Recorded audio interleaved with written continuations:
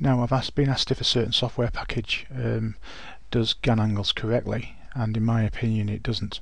But I first should say that I'm not picking on this software package for any reason apart from I've been asked about this one. So it isn't a criticism of the software package. In fact, if you want a software package that basically allows you to do pretty much any technical analysis thing ever created by mankind, then I would strongly recommend you take it, because it will allow you to do anything you want to do.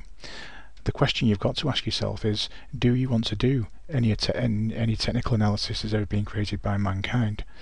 And my answer to that would be no. Now, we actually went on a similar journey back in the early 80s, and the original idea behind the software was to take all the great technical analysis systems at the time, like the Elliott wave theory and moving averages and overbought, oversold indicators, etc., and combine them into one system, which would hopefully give us one super system. In reality, that's not really what happens. What happens in reality is that you end up putting lines all over a chart, and one system will say buy, one will say sell, one will say hold, and it gets incredibly confusing, and you don't particularly know why you put most of the lines on. Now, as a good illustration of this, somebody once published this chart on a Gann news group, and this is basically his charts, and he was trying to say that there was a possible signal coming up in the future. Now, I've been doing this kind of stuff now for the last 30 years, and I'm looking at that now, and I haven't got the slightest idea what it's showing.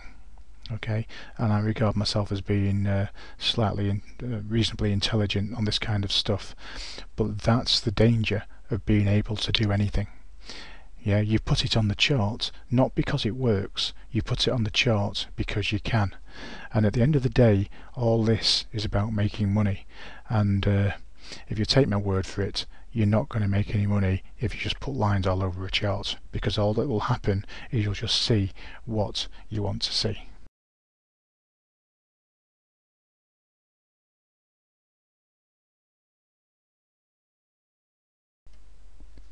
Now, hopefully you'll agree, the most important question you should be asking yourself is, does the technical analysis system that I'm going to apply to a chart work? And unfortunately, the brain is extremely good at seeing when something looks like it's worked, but it's extremely bad at seeing when it doesn't work. So I'm not going to go into that in too much depth, but we're going to look at Market Analyst and show you the staggering number of options you've got. So I've clicked on the tools that you've got, and I've clicked on all, and these are all the different things that you can actually do using Market Analyst. My software won't let you do 1% of the things that you can do here, and you can see if we scroll down, there's just millions and millions and millions and millions and millions of options, and they've all been probably taken from different people's research and books, of which most of the people who write these books come up with some wacky ideas, and I've done some videos on my YouTube channel which you can look at. And usually they're called So Don't Believe the So-Called Gann Experts. I've probably personally tried maybe a third of these different technical analysis systems, and for me most of them, in fact probably all of them, don't work, and the only one that I ever found was Gann had any kind of credibility that seemed to work consistently over different markets, and not just finding one small example over a very small data set. And if you click on the Gann options, then you can see here that you've got a lot of Gann options. In fact, you've got 4 more Gann options here than you can actually do on my software. Now, why haven't I got all the things on here? Well, the first thing is, most of the Gann options you can see here, Gann never wrote anything about. So they've actually been made up by people who claim to be Gann experts, and then come up with some wacky idea, as I've already mentioned, to show you why it works. There's also things that Gann said that I don't actually agree with. After many years, 30 years of research, I've decided that certain things don't work. You can always find exceptions to the rule on one particular item, but of course what you need to do is make it consistent over looking at lots of different items. One of the first things, for example, I ever learnt was trying divisions of thirds of a range and division of eighths of a range. That was probably the first thing that those two things combined were the first things that I ever learnt, and I don't use them at all now. Why? Because I don't think it works. And I'm not just saying it because I don't think it works based on nothing. I've done it because I've looked at millions and millions of charts over my lifetime and decided it doesn't work reliably enough to make any money out of it. The next option you can see is called a dynamic Gann fan, which we're going to look at in a minute. But basically, Gann, that has nothing whatsoever to do with what Gann actually taught in his courses and books. Okay, so I've mentioned it in other videos that I've done, but that is not a Gann technique in any shape or form. The next one is a square root of 9. I could never get it to work. A Gann box, you can do that in my software, but after many years of research I could never get it to work. A Gann fan, this is more like the way I do it, but it's still wrong, and we'll come back and look at that in a minute. This one here, that's got nothing to do with Gann. This one here has got nothing to do with Gann. This one here got nothing to do with Gann. This one here, square range, is something that Gann talked about. I don't think it works. This one here, it's another pattern chart type thing, so again I don't think it works. And I could go through all these. In fact, the only ones that I really think work, they've got a strange name for it somewhere. Price, I don't know where it is now. Anyway, there's another one that I use, but basically the only one that I really use is Gann angles and a thing that I call percentages. So of all those things we can do with Gann, doesn't mean you want to use them. Just because you can draw something that somebody's come up with some crazy idea, as I said before, the great thing you've got to ask yourself is, does it actually work? So what we'll do is we'll start off with Gann's, this option here, this Gann dynamic, Gann fan dynamic angle thing.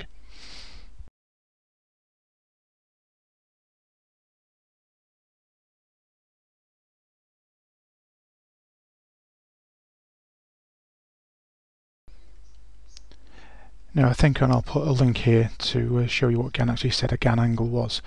But basically a Gann angle is actually a set geometric line. You don't need any future history to be able to draw a Gann angle. So if I only had this much information down here for a few weeks, I could still draw a Gann angle. It's not based on what happens in the future because it's predictive. Now the dynamic Gann fan is based on basically a trend line, and what you do is you have a look at what works in the past, which is hopefully going to give you a signal in the future, and then it goes and says here this is a 1 by 1, this is a 2 by 1, a 3 by 1, but it has absolutely nothing whatsoever to do with a 1 by 1, a 2 by 1. What they're really saying is everything's based on this 1 by 1, and based on where you put this trend line type thing, this 1 by 1 is how far away the 2 by 1 is. So we can move this around. Okay, and basically what you're actually doing, probably without realizing it, is just fitting things in to see what you want to see. So let's take this here and move it to there. Now this here is an 8 by 1, and so what I've done is I've lined it up with this first reaction down here, and you can see that we don't have, the next angle is a long way away. But I could always line up a different one, so I could line up the 4 by 1 to the same low that we did before. And you can see that I've now lined it up with the same place here, and this is kind of like a trend line, so I think that's probably the obvious place that you would actually draw the line. And then in the future you can see that it doesn't give you the low that it forms down here, and then you have the line going up through here, which basically doesn't work, but your brain ignores when it doesn't work, and we'll see the few little times where you might say with hindsight it actually did work. Now, if I line it up correctly, I can start getting things to fit. So if I'd had it looking like that based on this low here, then I wouldn't get a signal. But if I line it up with a previous low, which was actually this one here, and make it break this bit down here by a bit, then I do get a signal. Okay, and it all kind of comes down to the benefit of hindsight. Just by lining things up with different lows, yeah, you're going to get different places where it's going to give you a signal. And it's easy to do all this with hindsight, but it's also easy to fit rubbish in to see what you want to see. And actually by picking different angles to do that line through, you're going to get different results into the future. I mean, I could put the 1 by 1 there, and you don't get the same buy signal I got before if I lined it up with the, which one was it? if I lined it up with this 4x1 here, then it does give me a signal. And so just even depending on which of these numbers you decide to use in the first place is going to give you a completely different results into the future. As I said, no criticism of the software. It does what you get in a lot of books and a lot of other technical analysis charting softwares, but the question is, does it work? And the answer is no, it doesn't. You don't know that, so therefore you'll end up using it, believing it's Gann when it isn't, and you'll lose money.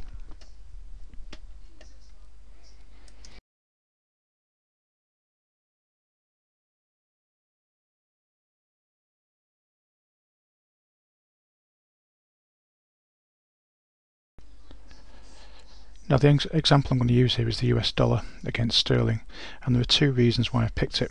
One is because it's a currency, and there's an incredible amount of rubbish talks about doing angles on currencies, and it comes down to the scale that you can see down here. And we'll be looking at Market Analyst in a minute to see how it approaches the problem of what they call a 45-degree line. But the other reason is I did a video in 2011 where I put some angles on. And basically you'll be able to see that the angles that I actually talked about in 2011 actually work into the future. Now nobody, as far as I can see on YouTube, actually does this kind of thing where I actually say something in the past and I can then prove that it works into the future. Now the YouTube video is this one, and it's called Doing Gann Angles on Currencies Correctly, and I actually published it. If we zoom down a little bit, I published it on the 28th of May 2012. Now that was a redo because I added something to the end of it to show the next angle working, but I actually published it in 2011. The original one, as you say, you've got updated, and that's what the chart looked like at the time. So effectively, when I did the actual chart, that's what it actually looked like. So what we're going to do now is we're going to go to Market Analyst, and we're going to look at the next Gann option, which is called a Gann fan. Okay, so what we'll do is we'll go down to the low that we have here, and it draws what's called a Gann fan. And I'll just enable one of the options if I can remember how to do it, which is to extend the lines into the future. Now when you look at this and you've just put this on, this doesn't actually look too bad. You can see that the 1x2 angle they've got here actually gives you this low here. But first of all, you've got to actually know what a 1x1 is and a 1x2 angle is. A 1x1 angle is, for example, one that goes up at the rate of 1 penny every, in this case, week. It's a weekly chart. And you can actually see that these are fractions of a penny.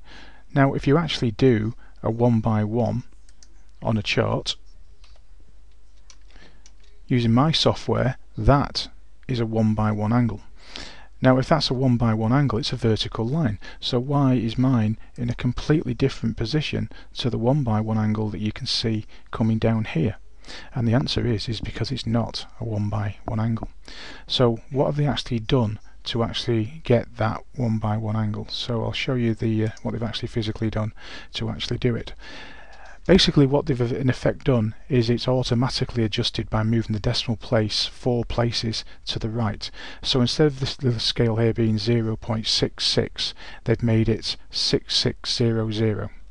So to replicate the same thing, I can do it by doing one that goes up at the rate of 1 penny every 1,000 weeks.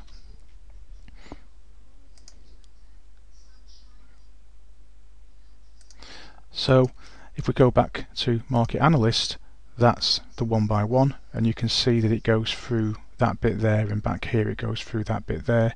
If you look at my chart, you can see it goes through the same point there, and it goes through the same point there.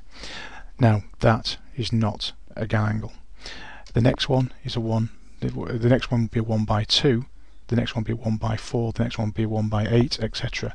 But to replicate their 1x2, it would be a 1x2000, and the one that's above a 1x1000 or their 1x1 would be a 2x1000 or a 2x1. And so that's basically how they've actually come to that conclusion, and unfortunately that is completely and utterly wrong, and it is Gann never said anything about that. But to be fair, Gann never, as far as I know, talks about doing angles on currencies anyway, so I've done a great deal of research into doing angles on currencies, and it can get incredibly, unbelievably deep. The angles looking at a currency one way will be completely different the other. So for example, if we look at the currency the other way around and do the same angles, so we do a -1 to duplicate their 1 by 1, it would be a 1 by 1000, and the next one would be a -2 by 1000, next one would be a 4 by 1000. You can see that before, I think the 1 by 1 was this one, and now it's become a -4 by 1000. And basically it's actually in a different place on the chart this way round. In fact, I can show you. If we go, can you see that it's kind of going through here? When I do the opposite, it's all going to be inversed. Yeah, it's different. They're in completely different positions and in completely different angles. So depending on which way round you look at the currency, you're going to get completely different results. So you need to know quite a lot about that as well, about which way round to look at the currency, which one works the best, etc. So the point being that that isn't actually a Gann thing, but you can see here it looks pretty close to the actual low. But actually, you might decide, well, let's go and have a look at this is a 1 by 2, let's have a look at the 1 by 2 on a daily chart. So let's change it to a daily chart. Now that low that we were just talking about was here. You can see that the angle is in a completely different position. It would have been about here, if it should have been round about here where it didn't quite reach. So just by changing it to a different chart, you get an angle in a completely different position. So even though I've already said these angles are completely wrong and have nothing to do with how the US dollar against sterling works, I showed you on the market analyst software that it didn't quite reach the angle, but it looks pretty good. The question is, how far did it miss it by? Well, if we change to a daily chart, then my software keeps the angle in the right position, and you can see that actually on a weekly chart it looks quite close to the angle, but you can see in this particular case it's a very, very long way away from it, and it's only with the benefit of hindsight you can see that it went up.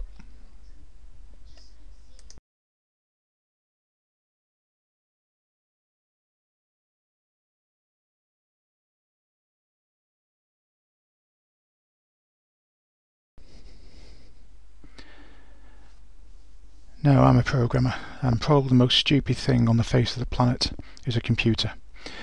When you see these fantastic computer games, etc., it looks like they're incredibly intelligent, but at the end of the day they're just glorified calculators that can do things incredibly quickly.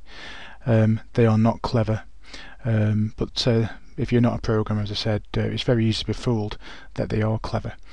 A computer never made anybody any money. What actually makes people money is your brain. Yeah, it's knowledge, but unfortunately knowledge takes, I mean, I'm still learning things as I go on. I'm just getting better and better over time. I don't have all the answers, but I do honestly believe that I've got more than anybody else. Now, to do angles correctly, especially on currencies, which I've done years and years of research into, first thing you need to know is what the master time factor is. And as soon as I say master time factor, probably your brain starts whirling and thinking, what could this fantastic, wonderful, magical thing be? You know, is it the square root of the low multiplied by what the speed of light to the log of the 7th trouser leg of a mason?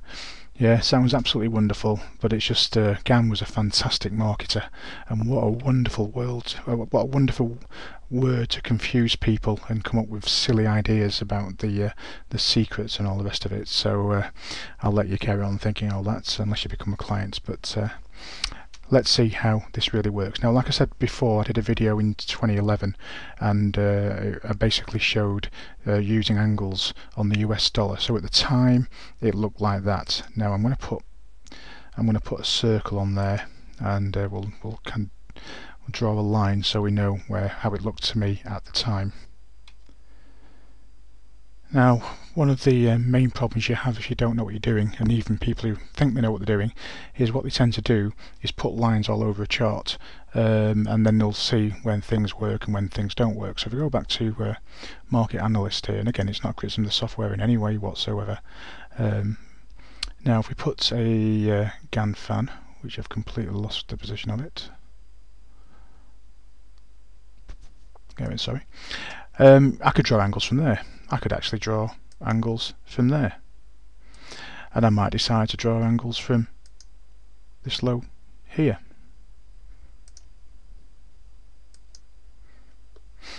And I could draw angles from this low here. And I could also draw angles coming down from the high up here, so I could, and it doesn't take long to realise that you can just put lines all over a chart and see exactly what you want to see, and it gets more and more and more complicated. That is not the way to make money. Again, as I said, you need to know and have knowledge, and it's more important to know when not to draw an angle and where to draw angles from and where not to draw angles from. That's the key about making money. And this is obviously a major low, so therefore it's probably a very important place to draw your angles from. Now if I do a 1 by 1 angle, you can see that it's a vertical line. Now these angles I'm going to put on now I call my base 1 angles, and by pressing page up on the keyboard it just keeps multiplying my master time factor, or in this particular case points, by 2 each time. And if I press it up a few times I'll put a line on, just see if it looks like 45 degrees, but it doesn't, so I'll just keep going until I get one that looks like about 45 degrees, and it still doesn't look like 45 degrees, and I just keep going until I get one that looks like 45 degrees, and eventually I might put that one on, and that's what I might say is where I'm going to start. That's the 45 degree line, but it's got absolutely nothing to do whatsoever with 45 degrees, because that just depends on how I scale my chart. If I change the scale on this chart, the angle will be in the same position on it, okay, but it's not quite as 45 degrees as it was before. If I change the scale again, then it's even flatter. So it's got nothing to do with 45 degrees, it's just basically the way that you've actually scaled the chart. Okay, but on the way I've scaled the chart so far, that I've drawn for a major low and looks about 45 degrees. I just need somewhere to start, so that's a good way to kind of start it all off. Now if I'll actually look at this line, then it doesn't, I don't think it really works. It doesn't quite touch it here. When it gets to it here, it just goes straight through, then it goes back above it. But people will kid themselves that that's actually working when it's not. Now what I do when the price breaks through an angle is I cut the line. So it broke it very slightly there, so I cut the line. Twice that number is important to watch in the future. Now remember I did the video where we've got this vertical line, so I couldn't see the future when I did that video, but the next one, what I call base 1 angles, this was the next one in the sequence, and that actually gave exactly the low that the market formed here, and was the buying opportunity. Now you might say it's a trend line, but if you look back here, if you actually go to a daily chart, you'll find that it misses it by quite a lot. If you do physically the closest between there and there, you would get the wrong place completely, and you would have lost money because your stop loss was probably got caught, and if you weren't using stop losses, then you deserve to lose all your money anyway. Again, once you break through it, you cut the line. The second time is you would never trade it the second time unless you have some really good reasons, because it's a trend line. Once you've drawn that line, anybody with a ruler will draw it into the future and be looking to buy there. So don't do what other people can see. The next base 1 angle is twice that number, which would give me the angle that's there. Now how do I draw steeper angles? Well, to draw steeper angles I would have to draw them from here, because any angle that is that gets cut by the price in the future, then I've got to cut the angle. So to draw the steeper ones I'd have to draw them from there. Now what's half that number drawn from this low here? Well, if you press page down on the keyboard it divides it by 2 and you get this one here, and again I would cut the line when it got broken. Notice how it makes it less complicated. Notice how it gave you the low and you had this weekly rise here of about 6 or 7 weeks where the market went up. It's a big movement on a daily chart, of course. Half of that number, now again these are set mathematical numbers, so you can put them on the chart before it ever gets there. Now that one doesn't work. Okay, so those are the base 1 angles, but drawn from the correct places, and the chart tied it up, which is incredibly important. Now, what's halfway between my base 1s? Well, halfway between base 1 angles is base 3 angles.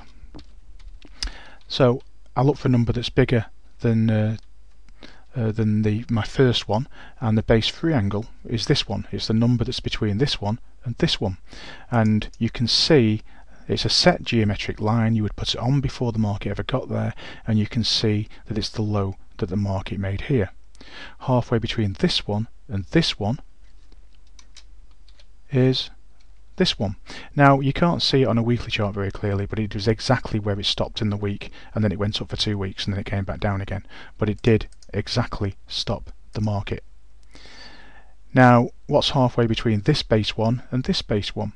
Well, halfway between the two is this one, but I've drawn that one from the wrong place. You can see here I've drawn it from this low here, but it's flatter than this one here, which is the one that I drew from this low here, so that would be wrong. And in fact, if I probably trade that one, it would probably lose money, because I should really be drawing it from the lowest point. Sorry, did that wrong. I should really be drawing that one from the lowest point, so it should really be there. So I would actually draw that one from there, because that angle has never been broken by the price. But something happened on this chart where the master time factor changed, but we'll finish off doing what we're doing from this low here. Now I'll make these angles weak lines just because they're not as important. But what's halfway between this one and this one? Well, if you add the two numbers up and you divide by 2, then you get this one. And you can see that it gives you exactly the low that was made here. Now they look quite close, these angles, but when you actually look at a daily chart, there's big distances between them.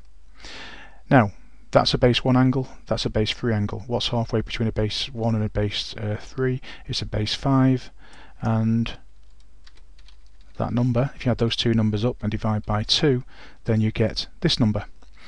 And you can see that it's exactly where the market goes and stops here.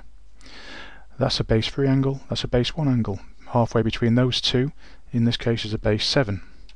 And if we put that number on, you can see that it's exactly where the market goes and stops here. Again, it's knowledge that makes you money. Yeah, it's not being able to draw lines all over a chart. What's halfway between this one and this one? Well, it's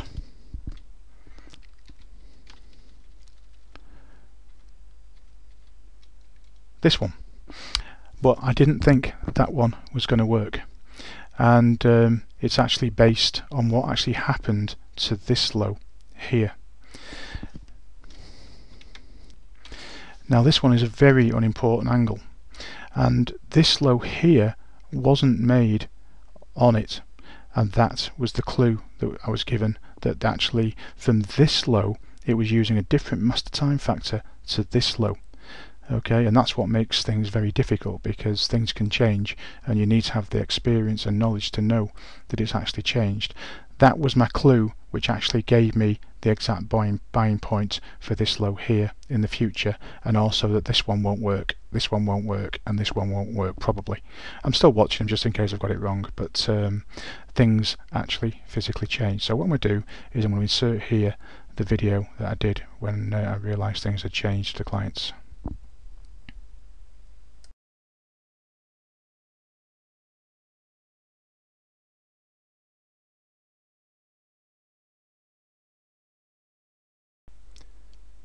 Now let's go with the training video of the 19th for the 12th, 2011, and as talked about there, I'm looking for a possible buying opportunity on these angles and these percentages here.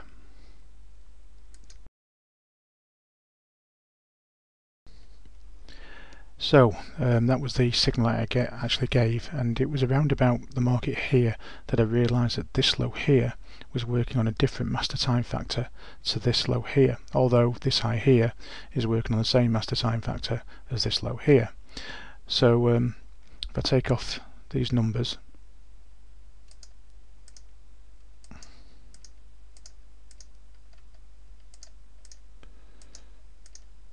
and we put on the correct master time factor, now this actually gives you exactly the low. The other angle was slightly out, it broke it slightly, whereas this one pretty much worked perfectly. And the next one for the future will be this one, and the next one for the future after that will be that one, and we can carry on. And then this low here I didn't get, but then I realised why it had worked and why it was wrong, because of the master time factor. So the number that's halfway between the two was exactly where the market stops. Now it's not a very important angle, but that was the clue that the thing had actually changed for me, and that's why I went and told clients that that this could be the next one. And in fact that focus signal I just showed you happens to be exactly to the point where the market went and turned, that I gave at least 4 or 5 weeks before the market ever got there. And again, the great thing about Gann is you can put the future levels on into the future.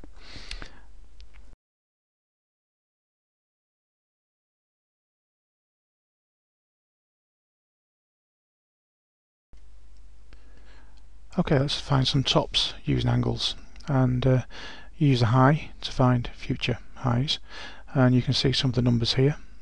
Yeah, so that's a major one. I said that was a base one, 4096. Let's take that high and let's take away that number. So it's the same angle but going down, and you can see that the first reaction was made exactly on that. Remember what we do when we get to an angle, we cut it. I wouldn't be interested here because it's a trend line for me. Twice that number is that, and you can see that it gives you the high that's here. Twice that number is exactly where the market topped out there. Now halfway between this one and this one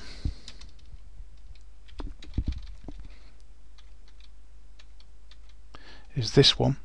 Now when it got to this one, it just went straight through. It showed absolutely no resistance because I was watching it for a possible trade. Halfway between this one and this one is this one, and that gives you exactly to the point where the market went and topped out there. Again, you wouldn't trade in the second time because of the trend lines. Halfway between this one and this one is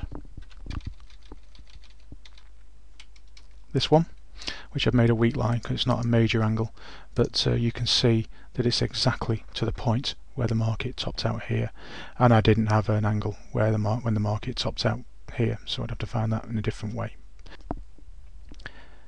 Now remember, I was talking about these angle numbers that you can see here that I've done coming down from the high, when I could only see what's back here. So I couldn't see into the future at this stage. All I could see was back and the numbers, and even though I'm using the same numbers from the low down here, exactly the same numbers into the future have worked, proving, I think, conclusively that the markets are just mathematical and have nothing to do with what politicians say or what so-called experts tell you. Okay, and if I'm right, what it means is that you've got a fighting chance in making money because it's mathematical. If I'm wrong, then it's random and you haven't got any chance.